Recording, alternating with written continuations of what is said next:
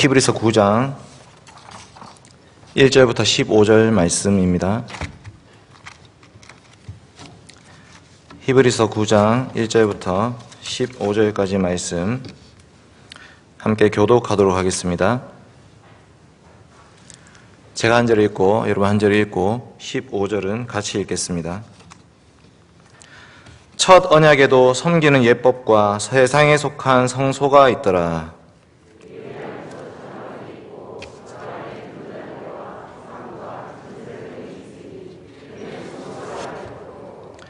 또 둘째 휘장 뒤에 있는 장막을 지성소라 일컫나니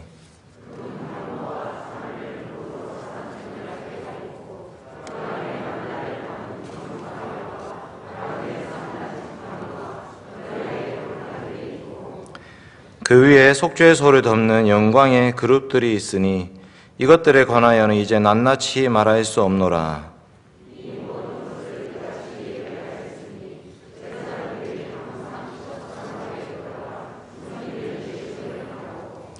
오직 둘째 장막은 대제사장이 홀로 1년에 한 번 들어가되 자기와 백성의 허물을 위하여 드리는 피 없이는 아니하나니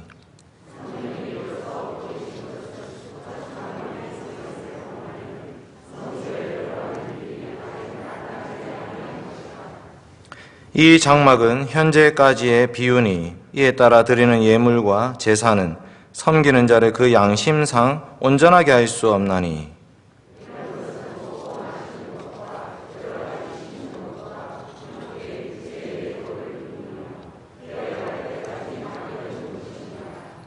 그리스도께서는 장래 좋은 일에 대제사장으로 오사 손으로 짓지 아니한 것 곧 이 창조에 속하지 아니한 더 크고 온전한 장막으로 말미암아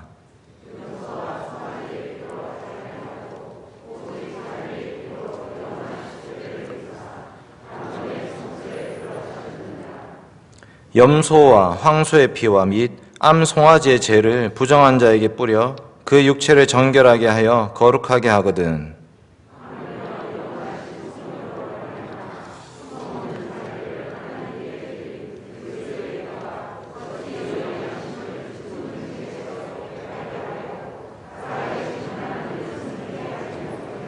같이 읽겠습니다. 이로 말미암아 그는 새 언약의 중보자시니 이는 첫 언약 때에 범한 죄에서 속량하려고 부추구사 부르심을 입은 자로 하여금 영원한 기업의 약속을 얻게 하려 하심이라. 아멘. 사랑하는 대흥교회 성도 여러분, 오늘은 종려 주일입니다. 예수 그리스도께서 예루살렘에 입성하신 날, 그날에 온 백성들이 종려나무 가지를 들고 환호했습니다.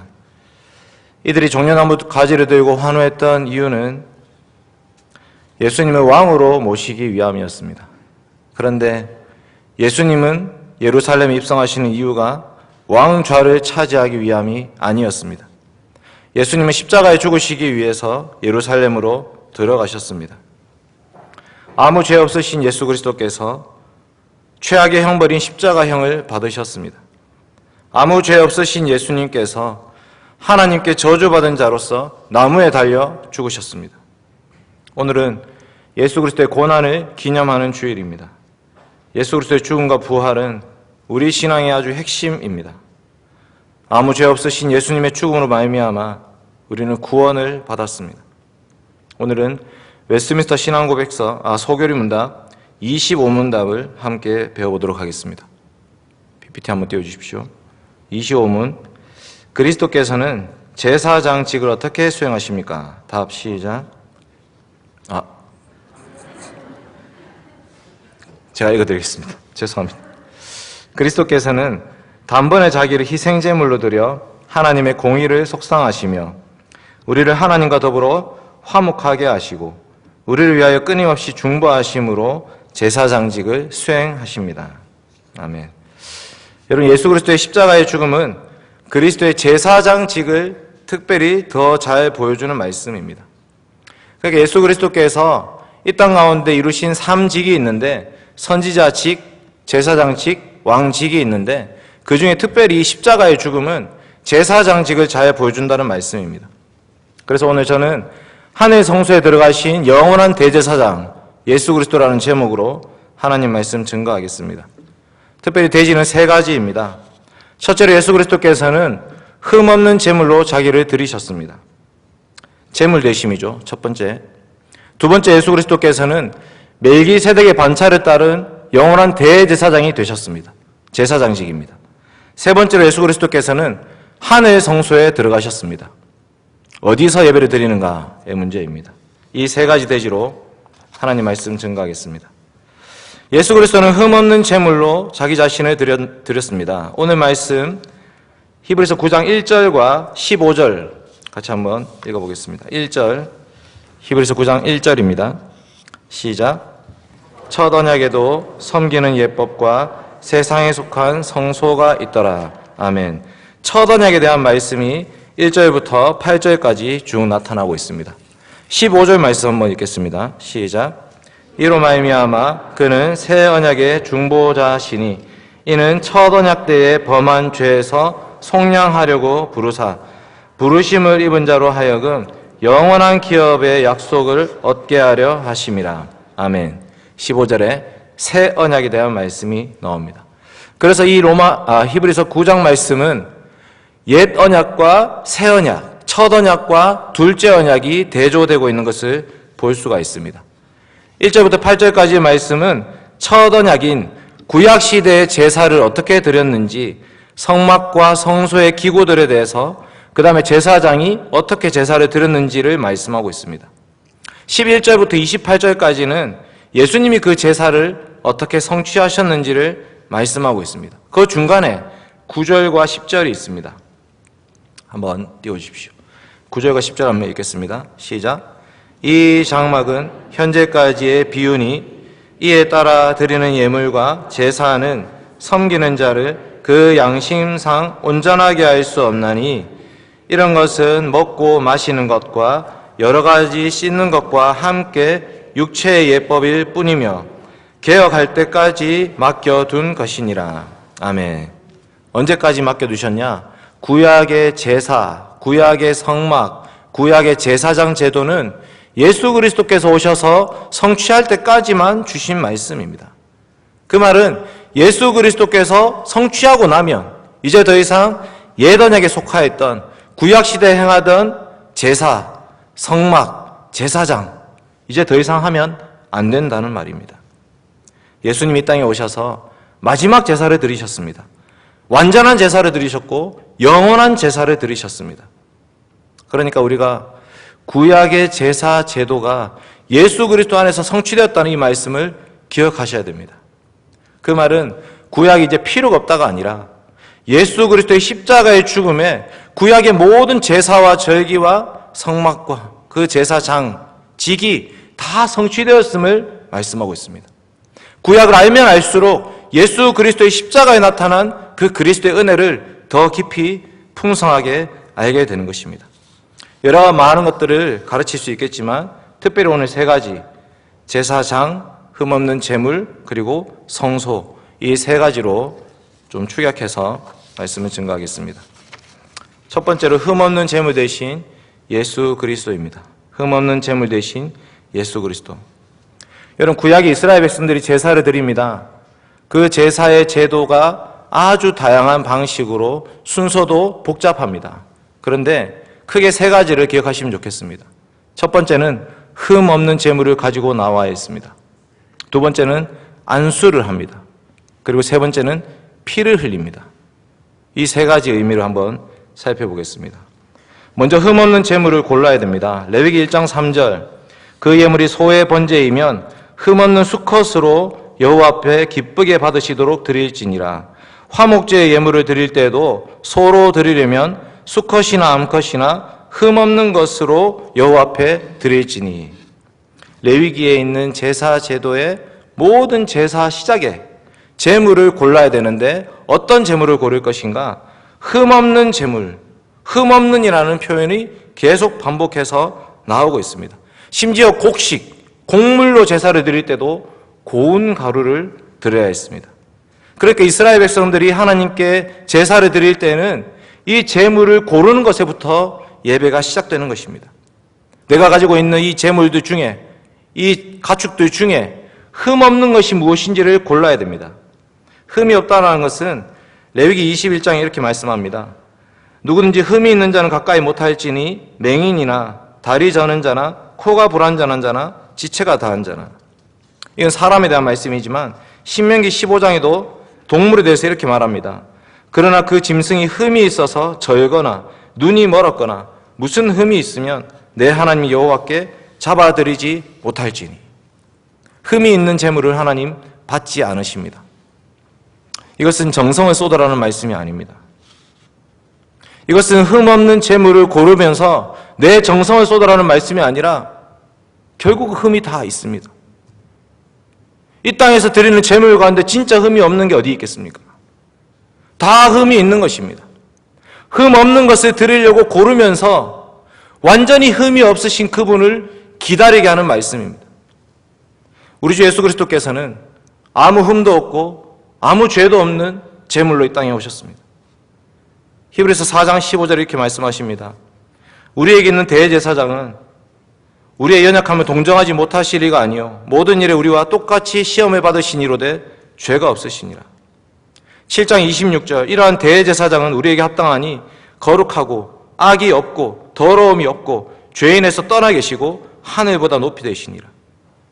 예수 그리스도는 구약시대에 그 흠없는 제물의 완성으로 이 땅에 오신 것입니다. 예수님은 죄가 전혀 없으셨습니다. 흠없고 점없는 어린 양의 그 보배로운 피로 우리는 구원을 받은 것입니다. 예수 그리스도의 십자가의 제사는 아버지 하나님께서 받으심직한 제사였습니다.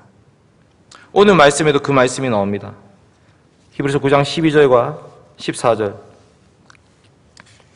한번 같이 읽겠습니다. 히브리서 9장 12절과 14절입니다. 시작. 염소와 송아지에 필요하지 아니하고 오직 자기의 피로 영원한 속죄를 이루사 단번에 성소에 들어가셨느니라. 하물며 영원하신 성령으로 말미암아 흠없는 자기를 하나님께 드린 그리스도의 피가 어찌 너희 양심을 죽은 행실에서 깨끗하게 하고 살아계신 하나님을 섬기게 하지 못하겠느냐. 아멘. 예수 그리스도의 흠없는 제사, 흠없는 제물 되심이 우리를 구원하는 것입니다. 예수님은 자기 자신을 하나님께 제물로 바치셨습니다. 구약시대 제사장들은 동물을 바쳤지만 예수님은 자기 자신을 제물로 바치셨습니다. 이제 이 제사장들이 구약시대에 제물을 가지고 온 것을 가지고 제사자들, 예배 드리는 분들이 이 동물의 머리에 안수를 하는 장면이 나옵니다. 레위기 1장 4절입니다. 그는 번제물의 머리에 안수할지니 그를 위하여 기쁘게 받으심이 되어 그를 위하여 속죄가 될 것이라. 아멘. 안수하는 장면을 계속 보여줍니다. 왜 그러냐? 이 제물이 이제 접니다라고 하나님 앞에서 보여주는 장면입니다. 죄는 제가 지었지만 하나님 이 제물을 저 대신으로 받아주십시오. 이 제물이 저와 동일시 되는 것입니다. 저의 모든 죄를 이 동물에게 덮어 씌웁니다 라고 하면서 안수를 합니다. 그런데 예수님은 안수하실 필요가 없었습니다. 예수님은 자기 자신이 제물이기 때문에 안수를 하지 않습니다. 구약시대의 제사장들이 이 제물에 안수를 하면서 그 제물의 죽음이 자기 죽음이라고 말을 했지만 예수님은 아무 죄가 없으시기 때문에 예수님의 죽음은 자기를 위한 죽음이 아니었습니다. 예수님은 죄가 없기 때문에 예수님의 죽음은 누군가의 죽음이었던 것입니다. 우리가 예수님 머리에 안수를 하지는 않습니다. 그러나 예수 그리스도의 십자가가 내 죄 때문임을 고백합니다.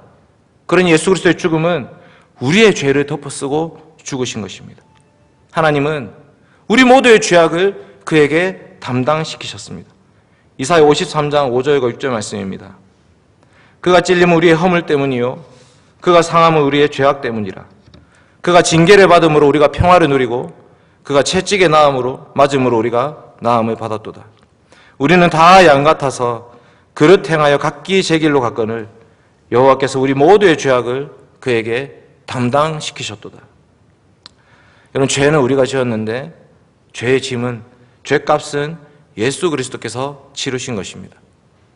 구약시대의 제물에 안수하면서 이 제사자들은 안수가 필요 없는 예수 그리스도를 기다려야 했습니다. 세 번째, 피 흘리기입니다. 이제 제사장은 제물을 죽입니다. 피를 흘리죠. 레위기 1장 5절과 4장 6절 한번 띄워주십시오. 같이 한번 읽겠습니다. 레위기 1장 5절과 4장 6절입니다. 시작. 그는 여호와 앞에서 그 숫송아지를 잡을 것이요 아론의 자손 제사장들은 그 피를 가져다가 회막문 앞 제단 사방에 뿌릴 것이며 그 제사장이 손가락에 그 피를 찍어 여호와 앞 곧 성소의 휘장 앞에 7번 뿌릴 것이며, 제사 드릴 때마다 피를 흘립니다. 그 피를 바릅니다. 피를 가지고 제단에 뿌립니다. 피를 뿌린다는 것은 여기 이 제물이 죽었다는 것을 보여주는 것입니다. 하나님 보실 때에 죽었다라는 것을 나타내 보여주는 것입니다. 출애굽기 12장에 유월절 어린 양의 피가 발라졌습니다. 각 집의 문 임방에 문 설주에 피를 발랐습니다. 그럼 어떻게 됩니까? 내가 그 피를 볼 때에 너희를 넘어갈 것이다. 그 피를 보시면 여호와께서 문을 넘어가신다. 이렇게 말씀하셨습니다. 이미 죽었다는 거죠. 우리가 죽어야 될 그 죽음을 누군가가 대신 죽었기 때문에 우리에겐 더 이상 그 죽음이 임하지 않는 것입니다. 이게 바로 대속입니다. 우리의 죄값은 누군가의 죽음을 통해서만 해결될 수 있는 것입니다. 구약시대의 이스라엘 백성들은 제물을 죽이면서 계속 생각합니다. 내가 죄를 지었지만 이 양이 내 대신 죽고 있는구나. 내가 죄인인데 이 소가 내 대신 죽고 있는구나. 나 대신 비둘기가 죽는 거구나. 레위기 17장 11절 말씀입니다. 육체의 생명은 피에 있음이라. 내가 이 피를 너희에게 주어 제단에 뿌려 너희의 생명을 위하여 속죄하게 하였나니 생명이 피에 있으므로 피가 죄를 속하느니라. 구약시대에 이 제사장들은 계속해서 피를 흘려서 속죄 사역을 계속해서 합니다. 언제까지 이 피를 흘릴 것인가? 예수 그리스도의 십자가, 주님이 우리 대신 피를 흘리셨습니다. 예수님은 죽으셔야 될 아무런 이유가 없었습니다. 흠도 없고 점도 없고 죄가 없으신 그 예수 그리스도께서 이 땅에 오셔서 지금 예루살렘으로 걸어가기 시작하십니다. 예수 그리스도의 그 걸음이 가고 싶었던 걸음이었을까요?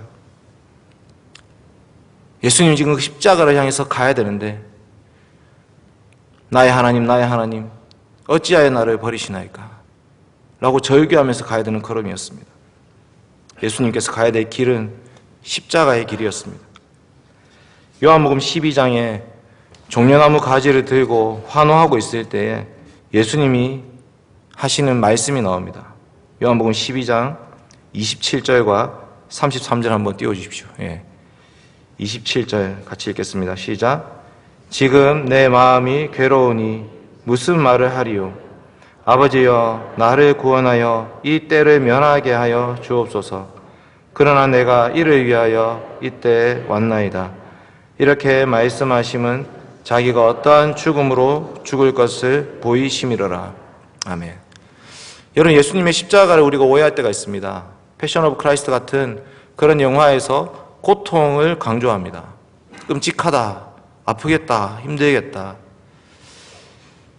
여러분, 과연 예수 그리스도의 십자가의 죽음이 그 정도의 죽음이었겠습니까? 물론 육체적 고통이 있으셨을 것입니다. 그보다 더한 고통은 뭐냐? 나무에 달린 자로서 하나님 아버지로부터 저주를 받는 것입니다. 하나님과 예수 그리스도는 하나이니라 이렇게 말씀하셨습니다. 사랑을 주고받고 영광을 주고받고 있던 그 삼위일체 하나님, 그 한 분이신 하나님께서 아들 예수 그리스도를 버리셔야 했습니다. 예수 그리스도의 십자가에 못 박혀 달리시는 것은 하나님으로부터 저주를 받는 장면을 보여주는 것입니다. 그것은 영화를 통해서 절대 알 수가 없는 말씀입니다. 이 말씀을 통해서만, 성경 말씀을 통해서만 그 십자가의 의미를 바르게 알 수가 있습니다. 예수님은 하나님으로부터 저주받은 자였습니다. 우리가 저주받아야 되는데, 우리가 거기에 달려 있어야 되는데, 우리가 하나님으로부터 진노를 받아야 되는데 예수님이 우리 대신 저주와 진노를 다 받으셨던 것입니다. 구약의 이스라엘 백성들이 죽여야 했던 그 모든 제물들은 예수 그리스도의 죽음을 예표하는 죽음이었습니다. 여러분, 우리는 예수님께서 제사장으로 오셨다라는 말씀을 듣고 있습니다.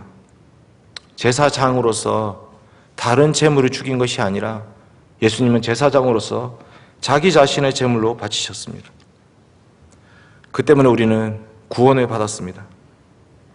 여러분, 예수 그리스도의 삼직은 우리의 죄의 문제를 해결하기 위한 세 가지 직분입니다. 예수님이 이 세 가지 직분을 갖고 계셨구나, 예수님 대단하시구나가 아닙니다. 예수님의 선지자 직분은 우리의 죄를 들추어내시고 우리의 죄를 계시하는 직분입니다. 예수 그리스도의 제사장 직분은 그 죄의 문제에 고통하고 신음하는 백성들의 그 문제를 해결하는 제사장 직분입니다. 마지막으로 왕직은 예수 그리스도께서 자기 백성들을 그 죄의 세력으로부터 보호하고 지키신다는 말씀입니다. 그러니 우리는 예수 그리스도의 그 삼직을 보면서 하나님께서 우리를 죄로부터 건지기 위해서, 죄인내 우리를 거기서 건져내서 하나님의 나라 영광에 들어가게 하기 위해서 어떻게 하고 계신지를 보아야 됩니다.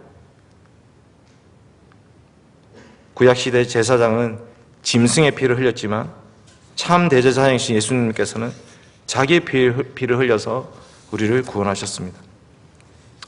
두 번째, 멜기세덱의 반차를 따르는 대제사장 예수 그리스도입니다. 오늘 말씀이 좀 히브리서 전체의 말씀입니다. 사실 설교 내용 자체가 어쩔 수가 없습니다. 제사장직을 제가 오늘 설교를 해야 되기 때문에 히브리서 전체다 이렇게 생각하고 들으십시오. 두 번째는 멜기세덱의 반차를 따르는 대제사장 예수 그리스도에 대한 말씀입니다. 이제 이렇게 되고 나니까 사람들이 묻습니다. 그러면 예수님은 레위 지파가 아닌데 어떻게 제사장이 됐냐? 예수님은 레위 지파가 아니라 유다 지파인데, 예수님은 다윗의 후손인데 어떻게 제사장으로 오셨단 말이냐? 라고 질문을 합니다. 구약시대의 모든 제사장들은 전부 다 레위 지파 아론의 후손들이었습니다. 그러니까 예수님은 제사장이 될 수 없지 라고 말하는 사람들이 있었습니다. 그런데 히브리서 기자는 그것을 말씀합니다. 한번 찾아보겠습니다. 히브리서 7장 11절입니다. 히브리서 7장 11절 말씀,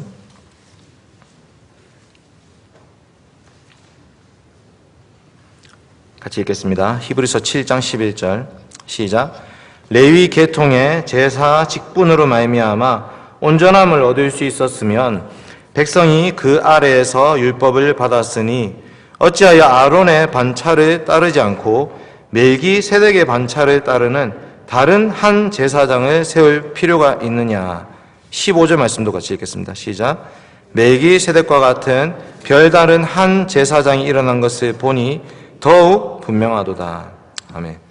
여러분, 구약시대 이스라엘 백성들이 드렸던 제사는 동물 제사, 짐승 제사였지만 예수님은 자기 자신을 제사 제물로 바쳤습니다. 제사 방식이 완전히 바뀐 것입니다. 구약의 제사장들은 다 흠이 있는 자들이었습니다. 자기도 백성들을 위해서 제사를 드려주긴 하지만 이 제사장도 더럽고 흠이 있고 죄가 있는 자이기 때문에 자기를 위해서 먼저 제물을 바쳐야 했던 그런 제사장들이었습니다. 레위기 9장 8절에 보시면 아론이 제사장으로 위임받자마자 첫 번째 제사를 드리는데 그 첫 번째 제사가 자기 자신을 위한 제사입니다. 이 아론이 제단에 나아가 자기를 위한 속죄제 송아지를 잡으매. 히브리서 5장에도 계속 말씀합니다.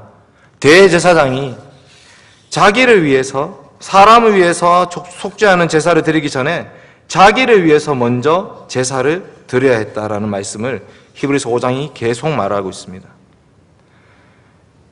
히브리서 7장 27절 한번, 지금 7장이 펼쳐져 있기 때문에 7장 27절 한번 같이 읽겠습니다. 시작. 그는 저 대제사장들이 먼저 자기 죄를 위하고 다음에 백성의 죄를 위하여 날마다 제사 드리는 것과 같이 할 필요가 없으니 이는 그가 단번에 자기를 드려 이루셨음이라. 아멘. 구약시대 모든 제사장들은 자기를 위해서 속죄하지 않고는 이 백성의 죄를 속할 수가 없는 것입니다. 그래서 계속해서 제사를 2번 드립니다. 예수님은 그럴 필요가 없습니다. 죄인이 아니시기 때문에 단번에 제사를 드리십니다. 히브리서에 계속 나오는 표현입니다. 단번에 제사를 드리셨다. 단번에 제물로 바치셨다. 예수님은 딱 한 번 제사를 드리심으로 모든 것이 끝났습니다. 예수님은 점도 없고 흠도 없는 분이십니다. 그러니까 예수님의 제물 되심은 자기를 위한 것이 아니었습니다. 백성의 죄를 대신해서. 그래서 예수님은 멜기세덱의 반차를 따라오셨다라고 말씀합니다. 레위 계통의 제사장들은 흠이 있었습니다. 죄가 있었습니다. 그러나 히브리서 7장 26절 한번 보겠습니다. 히브리서 7장 26절 시작. 이러한 대제사장은 우리에게 합당하니 거룩하고 악이 없고 더러움이 없고 죄인에게서 떠나 계시고 하늘보다 높이 되시니. 네, 이분이 바로 우리 주 예수 그리스도이신데 마치 멜기세덱의 반차, 멜기세덱과 같은 자라고 말씀하십니다. 히브리서 7장이 계속 멜기세덱에 대해서 말하고 있는데 여러분 멜기세덱 들어보셨습니까? 멜키체데크 해서 나의 왕은 의의 왕이시다. 그러니까 이 멜기세덱은 예루살렘의 왕인데 샬롬의 왕, 평화의 왕이신데 의의 왕이시다 하면서 이 멜기세덱이 구약시대에 창세기 14장에 등장합니다. 아브라함이 소돔에 있던 자기 조카 롯을 탈취해 옵니다. 전쟁에 이겼습니다. 그때 갑자기 멜기세덱이 나타나서 그 재물을 하나님께 바쳐라. 너의 승리의 기쁨을 하나님께 바쳐라 하면서 11조를 요구합니다. 지극히 높으신 제사장이라고 표현하는 이 멜기세덱이 나타났던 것입니다. 여러분, 아브라함의 후손이 레위입니다. 레위의 후손이 아론의 자손들입니다. 그러니까 레위 계통의 제사장들은 그때 당시에는 아브라함의 허리에 있었다 이렇게 말씀합니다. 아브라함과 함께 대제사장인 멜기세덱에게 예물을 바쳤던 자들이었습니다. 시편 110편 말씀 한번 보겠습니다. 시편 110편 말씀.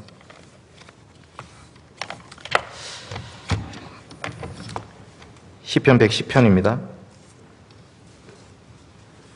1절과 4절 말씀 보겠습니다. 시편 110편 1절과 4절 말씀.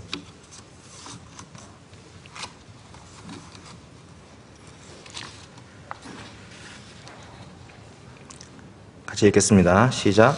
여호와께서 내 주에게 말씀하시기를 내가 네 원수들로 내 발판이 되게 하기까지 너는 내 오른쪽에 앉아있으라 하셨도다. 4절 말씀입니다. 여호와는 맹세하고 변하지 아니하시리라 이르시기를 너는 멜기세덱의 서열을 따라 영원한 제사장이라 하셨도다. 아멘. 여러분, 여기 나오는 주가 누구이시겠습니까? 이 말씀에 나오는 주가 누구이신가? 성경은 계속 이 주 가지고 논쟁을 합니다. 다윗이 내 주라고 고백한 사람이 누구겠느냐? 만약에 이분이 다윗의 후손이라면 다윗이 주라고 고백했겠느냐?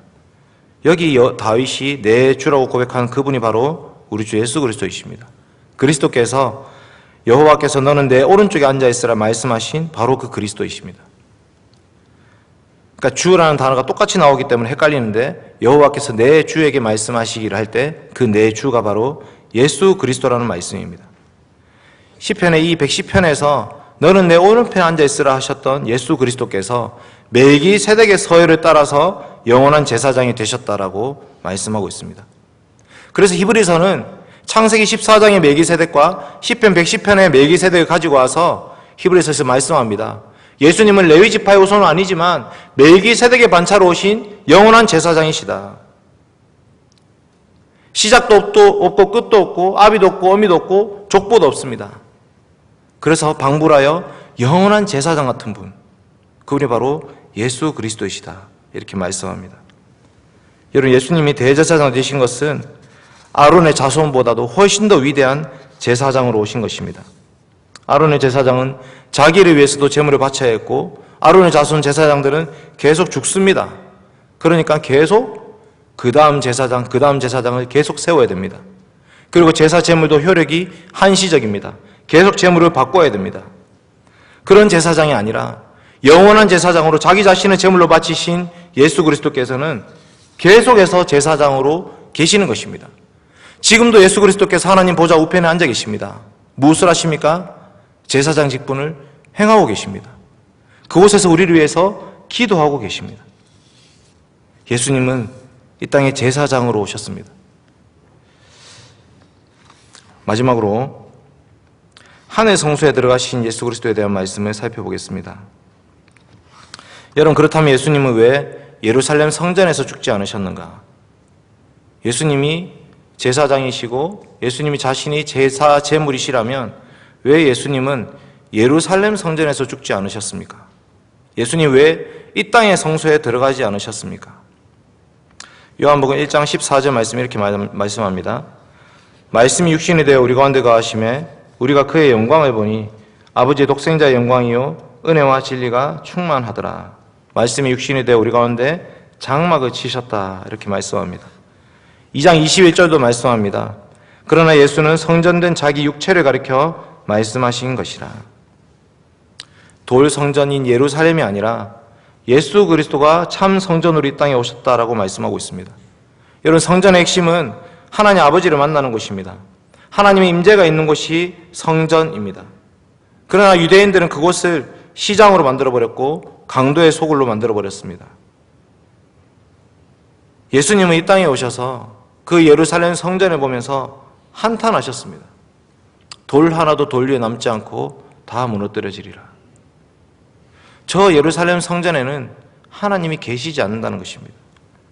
예수님이 이 땅에 오심으로 하나님 아버지를 만나려는 자들은 예수 그리스도께로 나아가야 했습니다. 요한복음 6장 37절, 아버지께서 내게 주신 자는 다 내게로 올 것이요 내게 오는 자는 내가 결코 내쫓지 아니하리라. 14장 6절, 예수께서 이르시되 내가 곧 길이요 진리요 생명이니 나로 말미암지 않고는 아버지께로 올 자가 없느니라. 너희가 정말 하나님 아버지를 만나고 싶으냐? 그렇다면 나에게로 오라. 내가 성전이다. 내가 성막이다.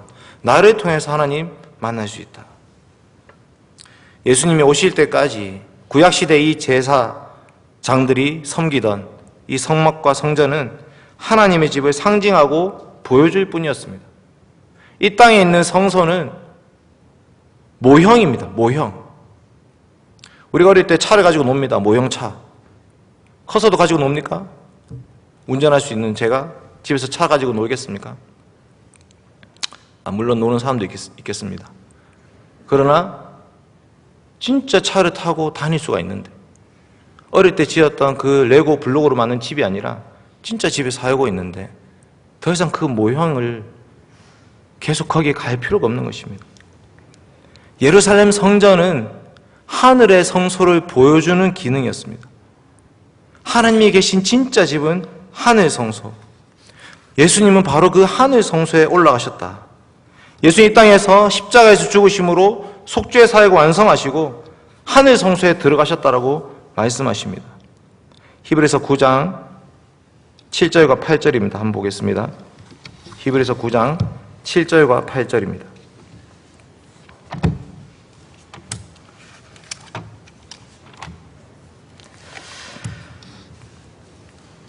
같이 읽겠습니다. 히브리서 9장 7절과 8절 시작. 오직 둘째 장막은 대제사장이 홀로 1년에 한 번 들어가되 자기와 백성의 허물을 위하여 드리는 피 없이는 아니하나니 성령이 이로써 보이신 것은 첫 장막이 서 있을 동안에는 성소에 들어가는 길이 아직 나타나지 아니한 것이라. 이 땅의 성소는 한시적이었고 유한하고 대제사장이 1년에 한 번 피를 통해서 들어갈 수 있었다라고 말씀하고 있습니다. 그러나 예수 그리스도는 하늘에 들어가셨습니다. 12절, 24절 말씀 보겠습니다. 히브리서 9장 12절과 24절입니다. 시작. 염소와 송아지의 피로 하지 아니하고 오직 자기의 피로 영원한 속죄를 이루사 단번에 성소에 들어가셨느니라. 그리스도께서는 참것의 그림자인 손으로 만든 성소에 들어가지 아니하시고 바로 그 하늘에 들어가사 이제 우리를 위하여 하나님 앞에 나타나시고. 아멘. 예수님이 십자가에 죽고 나서 부활하셨습니다. 그리고 40일 후에 승천하셨습니다. 하늘 성소 하나님 보좌 우편에 앉으셨습니다. 그리고 예수님은 거기서 이제 더 이상 나오실 필요가 없습니다. 단번에 들어가셔서 완전히 그것을 이루신 것입니다. 거기서 우리를 위한 속죄 사역과 중보기도 사역을 계속 감당하고 계십니다. 예수님은 단번에 자기 자신의 제물로 바치셨고 이제 두 번째 오실 때는 죄와 상관없이 죄를 벗어버린 자들을 위해서 나타나실 것이다. 이렇게 말씀하십니다. 사랑하는 성도 여러분, 우리가 예수 그리스도를 믿습니다라고 고백하는 그 순간에 어떤 일이 벌어지느냐? 우리가 예수님 믿습니다 하는 그 순간에 우리와 예수님은 한 몸이 됩니다. 예수 그리스도와 연합하게 됩니다. 그리스도의 죽음이 우리의 죽음이 되는 것이고 그리스도의 부활이 우리의 부활이 되고 그리스도의 승천이 우리의 승천이 되어서 우리도 하나님 보좌 우편에 같이 앉아있는 자들이 됩니다. 우리가 예수 그리스도를 주로 고백하고 믿는 그 순간에 우리도 하늘 성소에 앉아있는 자들이 되는 것입니다. 히브리서 10장 19절에 이렇게 말씀합니다. 그러므로 형제들아 우리가 예수의 피를 힘입어 성소에 들어갈 담력을 얻었나니 그 길은 우리를 위하여 휘장 가운데 열어놓으신 새로운 살 길이요 휘장은 곧 그의 육체니라. 예수님 죽으실 때 이 땅의 휘장이 찢어졌습니다. 이 땅의 성전 예루살렘 돌 성전의 휘장은 위로부터 아래로 찢어지셨습니다. 그리고 예수 그리스도께서는 자기 육체가 그 휘장이라고 말씀하셨습니다. 예수님의 죽으심은 우리로 하여금 하늘 성소에 들어가게 하신 길이 되었습니다. 여러분, 지금 우리가 이 땅에서 드리는 예배는 하늘의 예배입니다. 물론 성령 안에서 하나님께서 우리 가운데 임재하시는 것도 있지만 우리가 이 땅 가운데 예배를 드릴 때에 예수 그리스도 연합되어서 우리가 하늘로 올라가서 하나님과 함께 예배를 드리고 있습니다. 이 예배 자리에는 눈에 보이는 우리만 앉아 있는 것이 아닙니다. 히브리서 12장 한번 보겠습니다. 히브리서 12장 22절부터 24절 말씀.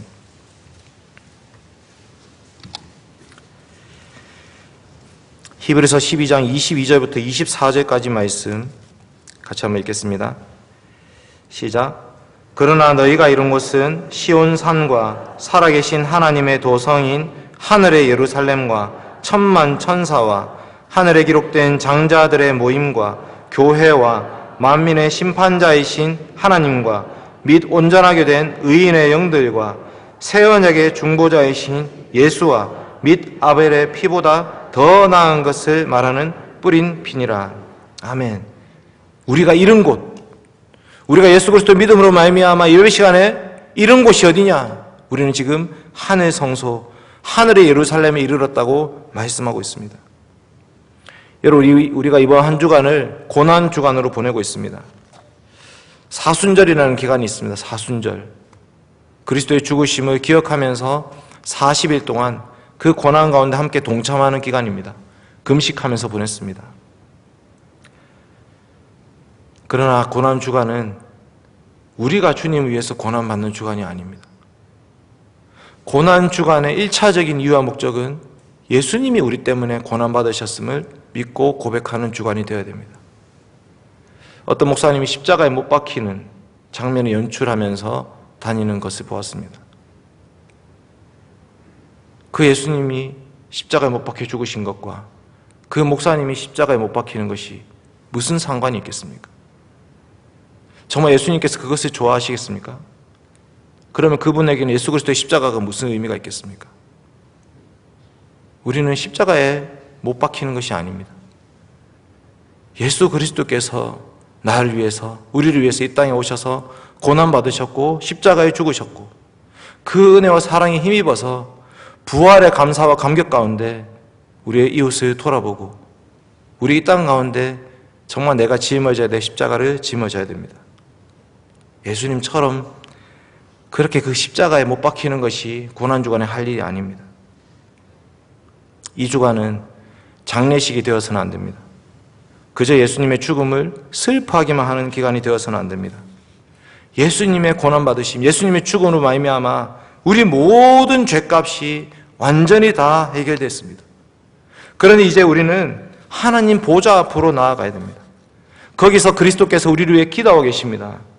우리 또한 그 보좌 앞에 담대히 나아가서 기도해야 됩니다.